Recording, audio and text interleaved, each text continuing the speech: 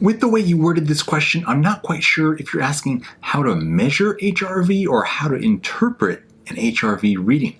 Now, a little background first is, what is HRV? For somebody who's never heard of that, this is heart rate variability. It's the variation in the beat-to-beat interval of the heart. So the amount of variation that happens from one time window in between heartbeats to the next. And so why is this important? Who cares? So the parasympathetic nervous system releases acetylcholine when you're in a parasympathetic nervous system state. This lowers the heart rate and increases HRV. This is the rest and digest nervous system, as it's called. On the other hand, the sympathetic nervous system releases things like epinephrine and norepinephrine. This increases heart rate and decreases HRV. So high HRV generally is positive, low is negative. Low means you're stressed or you have been through a lot. Like after a very heavy workout for the next maybe 24 or 48 hours, you're going to have a big drop in your heart rate variability as your body is trying to recover. If you've slept poorly or done other things to push yourself out of a state of health, this will result in a drop generally in HRV, or just if you're very stressed. On the other hand, if you're doing everything right and you're taking good care of yourself, probably you're having a nice strong heart rate variability reading.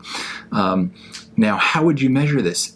There's a couple ways. You can get like chest straps that you can buy that measure heart rate, and you can use these to connect to various free apps that you can get on your phone and measure it that way. I have the Oura Ring, which measures my HRV throughout the entire night while I'm sleeping. Other people have the Whoop, W-H-O-O-P strap that they like for measuring HRV and overall readiness.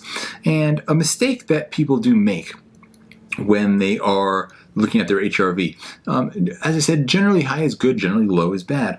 But it's for the most part relative. So you want to look at how is your HRV changing over time, and how is your HRV looking on a particular day relative to where it usually is. If it's lower than it usually is, it probably means you should take it easy.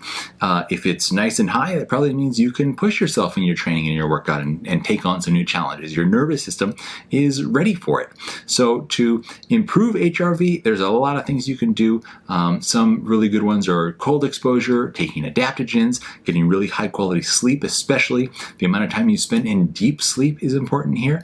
And that with various devices like the Oura Ring, you can actually measure how much of your night is spent in deep sleep. Some people might think, okay, I'm spending 8 hours a night in bed, but what if only like 30 minutes of that is in deep sleep as opposed to like somewhere in the range of an hour and a half to 2 hours as you would really like it to be?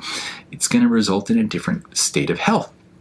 CBD is another really good one here, and just eating an overall anti-inflammatory diet, not having too much stress, not overtraining. Of course, these are all going to be helpful things. So I hope that answers your question, and there you go. I kind of not sure how I was planning to end this video, but this is the end.